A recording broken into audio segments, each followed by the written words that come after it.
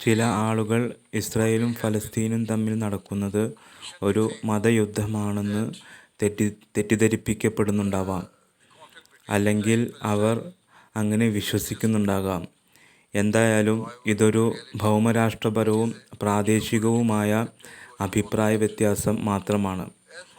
ഉക്രൈനിൽ നടക്കുന്നതുപോലെ പ്രാദേശിക കാരണങ്ങൾ കൊണ്ട് നടക്കുന്ന ഒരു രാഷ്ട്രീയ യുദ്ധം മാത്രമാണിത്.